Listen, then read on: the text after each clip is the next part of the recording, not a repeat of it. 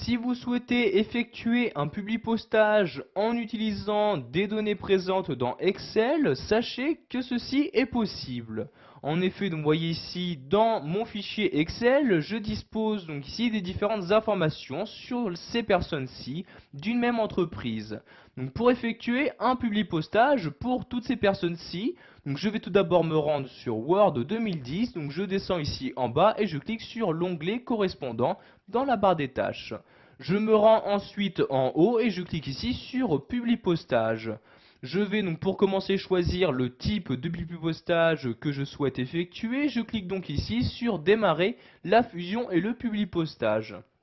Je vais par exemple ici créer des enveloppes. Je clique donc ici sur Enveloppe comme ceci.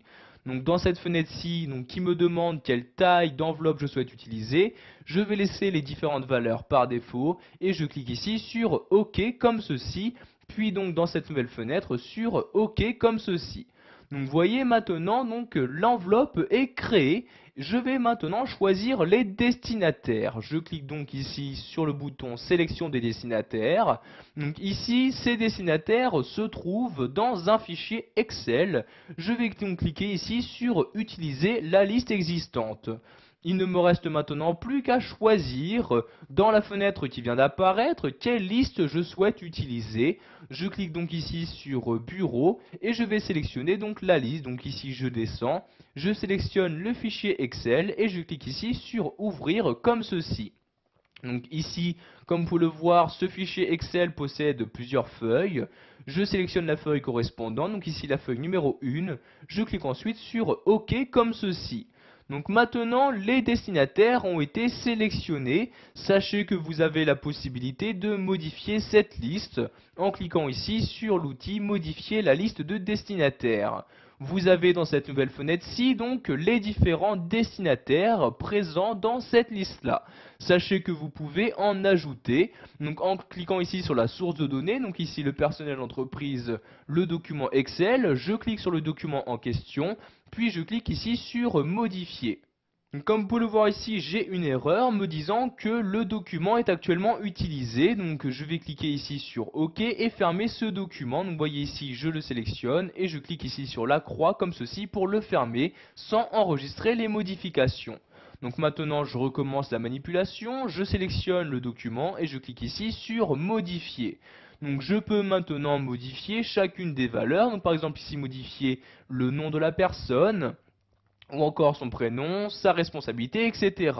Vous pouvez, si vous le souhaitez, ajouter une entrée, donc un destinataire dans cette liste, en cliquant ici sur Nouvelle entrée, et vous allez renseigner les différents champs que vous connaissez.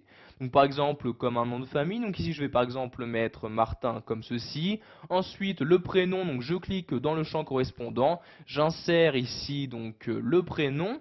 Donc je vais par exemple mettre ici le prénom Daphné comme ceci. Vous pouvez également ajouter un titre, une fonction dans une entreprise, la société dans laquelle elle travaille. Si cette personne possède une adresse mail, donc je clique ici dans le champ, je vais renseigner son adresse mail. Donc par exemple ici daphné.martin@hotmail.fr comme ceci. Si maintenant je me déplace à l'aide de l'ascenseur vers la droite, vous voyez donc les différents autres champs qu'il est possible de renseigner comme l'adresse postale, la ville dans laquelle cette personne vit ou encore son code postal. Une fois que vous avez terminé la modification de cette liste, vous cliquez ici sur OK pour valider vos changements. Donc un message apparaît vous demandant si vous souhaitez mettre à jour votre liste des destinataires et enregistrer les modifications dans le fichier Excel. Donc si vous souhaitez enregistrer toutes ces modifications, vous cliquez ici sur oui comme ceci. Donc vous avez maintenant cette nouvelle personne qui apparaît dans la liste. Donc ici par exemple, pour cette nouvelle personne, nous n'allons pas l'inclure dans notre publipostage. Je n'ai juste ici qu'à décocher cette case-là pour ne pas l'inclure. Vous avez la possibilité dans cette liste de choisir leur ordre d'apparition, de filtrer ou encore de rechercher des doublons. Vous n'avez juste qu'à cliquer ici sur les liens correspondants. Donc ici je clique sur OK pour valider tous mes changements. Je vais donc maintenant insérer donc le bloc d'adresse en cliquant sur bloc d'adresse comme ceci. Donc je choisis donc le type de bloc d'adresse. Donc par exemple ici, je ne choisis donc d'insérer le nom de la société, l'adresse postale, le nom du destinataire en utilisant ce format-ci, etc. Donc ici je clique sur OK pour l'insérer comme ceci.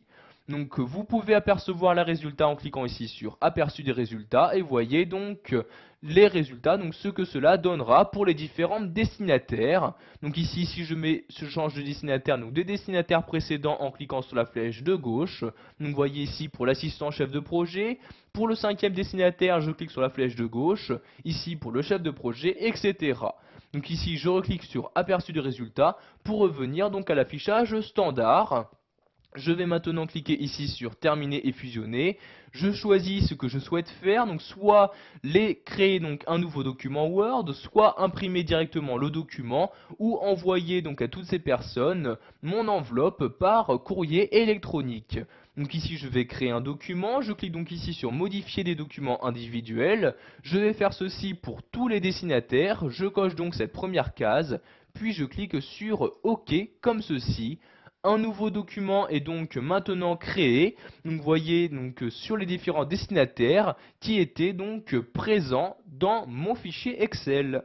Voilà, vous avez maintenant la possibilité d'effectuer un publipostage en utilisant une liste de destinataires